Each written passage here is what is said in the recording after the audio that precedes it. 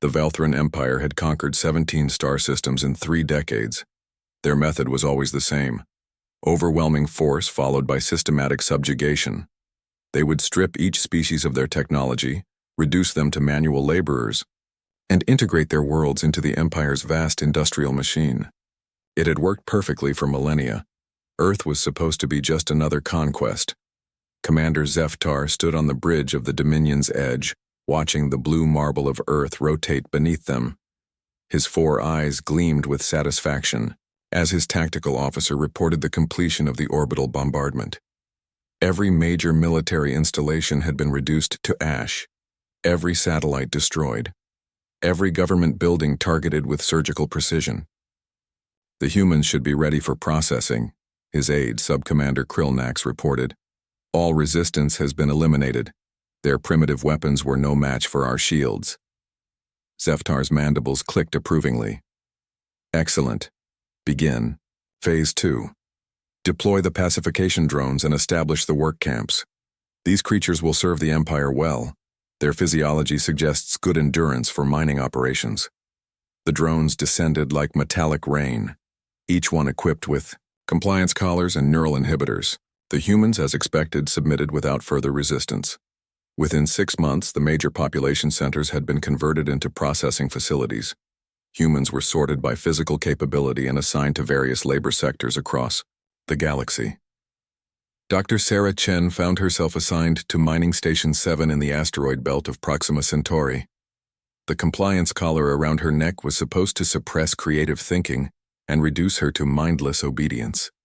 It worked perfectly on most species, but humans, as the Velthrons were about to discover, were different. The collar suppressed overt rebellion and dampened emotional responses, but it couldn't completely eliminate the one trait that had driven humanity from caves to the stars: their compulsive need to tinker, to improve, to find a better way. Sarah began noticing inefficiencies on day 3. The mining lasers overheated after 2 hours of continuous use, requiring a mandatory cooling period that reduced daily output by 30%. The human workers were forced to manually haul ore containers that weighed nearly their own body weight. The air recycling system created dead zones where CO2 accumulated, making the workers sluggish. Under the collar's influence, she couldn't actively plan rebellion, but she could suggest small improvements. "Overseer," she said to the Velthran guard during her shift, her voice carrying the flat tone of the compliant. "The laser array efficiency could increase by 23.7% if we adjusted the coolant flow rate." The overseer, Supervisor Gexlon, barely glanced at her. These work units sometimes made observations, usually worthless. "Implement it," he growled, more concerned with his daily quota than the suggestion itself. Sarah made the adjustment. Output increased. Word spread through the complex network of human miners across dozens of stations. Marcus, a former mechanical engineer on Station 12, suggested modifying the ore haulers with simple pulley systems. Lisa, an aerospace technician on Station 3, recommended reshaping the exhaust vents to improve air circulation. Each suggestion was small, practical, and presented with the emotionless compliance the collars demanded. The Velthrons approved, each modification without thought. Why wouldn't they? The humans were simply making themselves more efficient tools. Within 2 years, human-operated facilities across the Empire were outperforming traditional operations by margins that caught the attention of the Imperial High Council. Mining output had increased by 400%. Manufacturing defects had dropped to near zero. Energy efficiency had improved across all human-operated sectors. Fleet Admiral Yethkor reviewed the reports with growing confusion. These humans, they're exceeding projected parameters by impossible margins. How is this occurring? Are the collars malfunctioning? Negative, Admiral, his intelligence officer replied. All neural inhibitors are functioning perfectly. The humans show no signs of rebellion or non-compliance. They're simply improving things. Improving things? Yes, sir. Each facility reports hundreds of minor modifications suggested by the human workers. Individually insignificant, but collectively. The officer gestured at the performance charts. The humans seemed to optimize naturally, even under neural suppression. Admiral Yethkor's confusion deepened. In 3,000 years of conquest, no species had ever improved Imperial technology. They were meant to operate existing systems, not enhance them. The very concept was alien to Valthran thinking. Their technology had remained essentially unchanged for millennia, refined to what they considered perfection. Meanwhile, on Earth, the few humans left in the Resistance hideouts began receiving coded messages hidden in shipping manifests and work schedules. Sarah and thousands like her couldn't openly communicate their intentions, but they could embed information in efficiency reports and maintenance logs. The pattern became clear.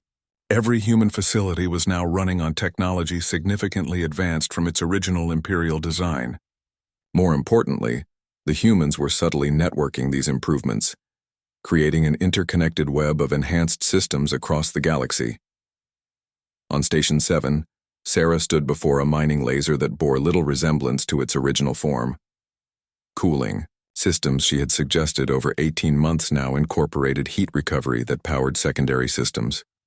The ore processing unit had been modified 7 times, each improvement building on the last. The facility's output had increased by 800%, but more crucially, it now generated enough surplus energy to power additional equipment the Valthrans hadn't authorized but somehow found themselves dependent upon. Sub-Commander Krillnax arrived for his monthly inspection, expecting the usual mind-numb deficiency. Instead, he found something unprecedented, a facility so optimized it seemed to run itself. The humans moved through their tasks with mechanical precision, but the tasks themselves had evolved far beyond their original parameters.